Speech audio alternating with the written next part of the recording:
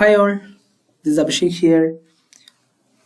I believe you guys watched my last video on the SQL introduction to DML and DML and DDL statements in SQL. And today I came up with some other topics in SQL just to discuss with you or explain you what it is and how it is used.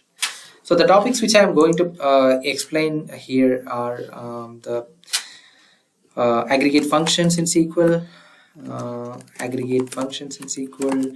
and group by clause, and having clause, and the difference between group by and having and where condition, and also the order by condition. Group by, having versus where, and order by. These are the topics which I'm going to cover today. So let me start with the aggregate functions. So aggregate functions in SQL Server are functions which are used for aggregating the data, or aggregating the data in different levels or certain level, which is defined by the group by statements. So group by clause is mostly used with aggregate functions, where we need to group the data into some level.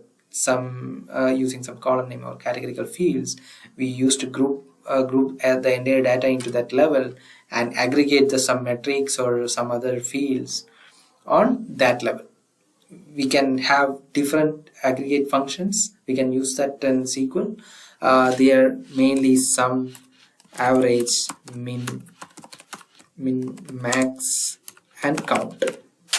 So as the name suggests, sum is the total, sum is to find the total, average is to find the average, min and max, as the name suggests, minimum and maximum values in a column, and count will give us the count of records, or count of some values, count of some distinct values in a field, or count of values in the total values in a field, all these things. So let me tell you then with some example. Let's say we have a product table which have product name, sales, product name and sales. Okay, basically with two columns, maybe we can say, or maybe also add product sales, product category and sales. So now we wanted to get the total sales for each product. For this, we can use use sum, the aggregate function sum, and the group by statement. Select product name,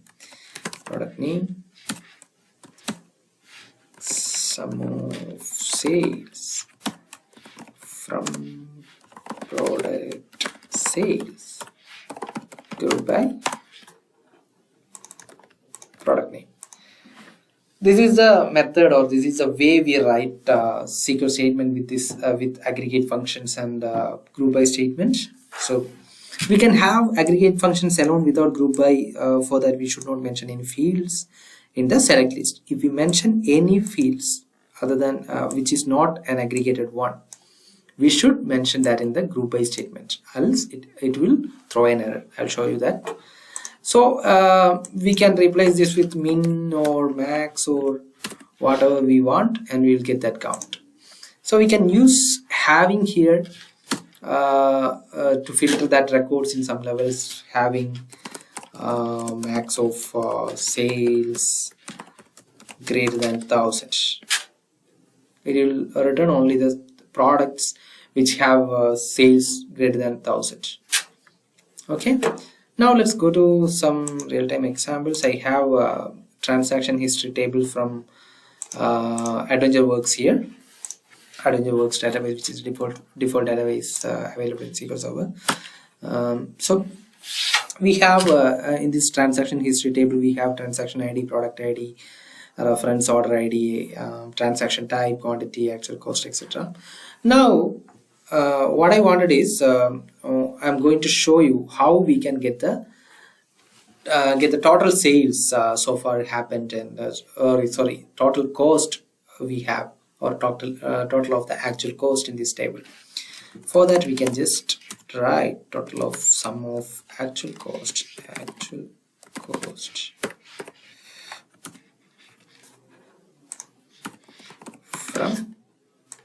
table name.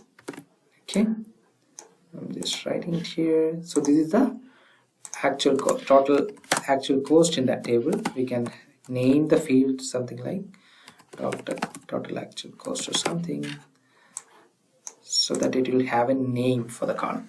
It's always better to mention the ls name for aggregate fields. When we do aggregation for some fields, it's always better to have this alias name, so that the columns will have a name. Otherwise it will make confusion when we have a lot of fields in the query, and without a name it will definitely make a confusion. So now what I'm going to do is, I wanted to see the total actual cost for each transaction type. For that, I have to type transaction type, comma, and I have to, oh okay, let me show you what happened. So we'll get this error, column production. This transaction type is invalid in the select list because it is not contained in either an aggregate function or the group by clause. So that's what I told.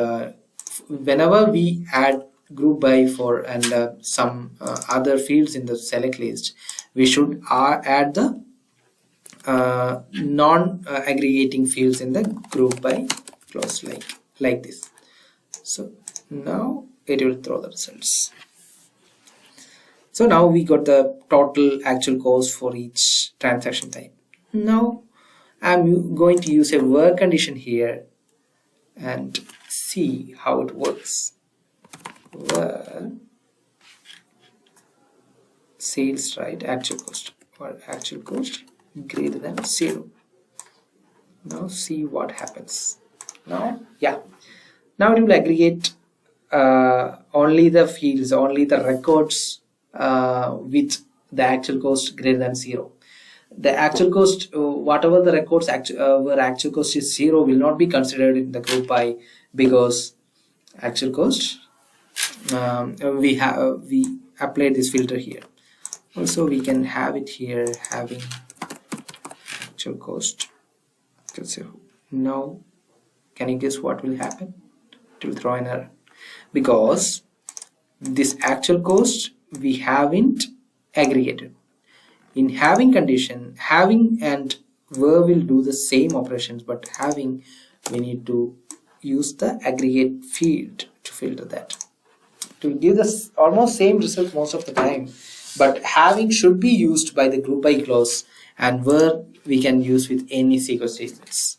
Where is a common filter option in SQL, whereas having is only applicable if we use group by and aggregations in the statement.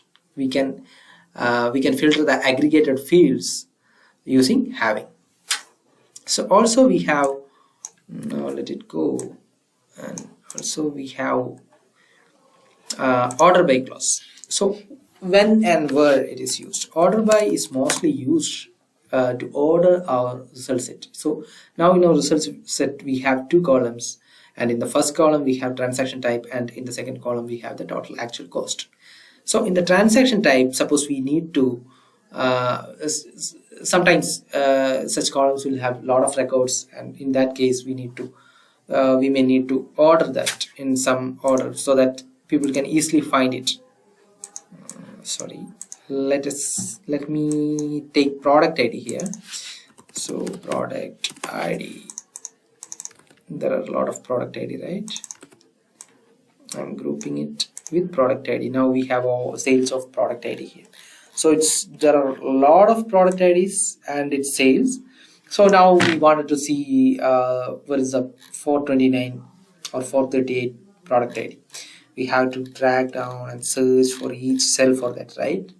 In that case, we can use this order by clause so that our result set will be ordered in the columns mentioned in there. So now see, the product ID is ordered.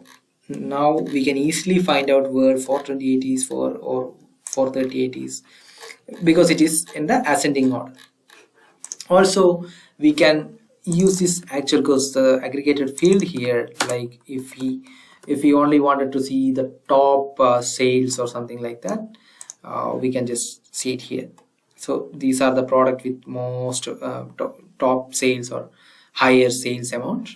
So using this order by, we can easily get it. The top 10 products is like that, top 10 product with high sales amount. Like we can also use this top 10 feature. I'm not sure. Yeah, top 10. This top operation. This is I was not supposed to tell this here. I was not planned to tell this here. So, but yeah, the top or limit in databases, different databases we use different things, but most of the it is top only. So in the top condition, using the top condition, we can limit the records, limit the result set to certain numbers. Like we can have top one means only one record will return based on the order by clause. In the order by, it will the result set will be ordered in this way, and then it will filter for the top one, top 10 or top 100 or whatever we can mention it there. It will return only that number of records. So that's all I wanted to discuss it today, and I hope this video is helpful for you. And let me know if you have any questions or any suggestions or feedback. Please let me know. Thank you everyone. We'll see you in the next video.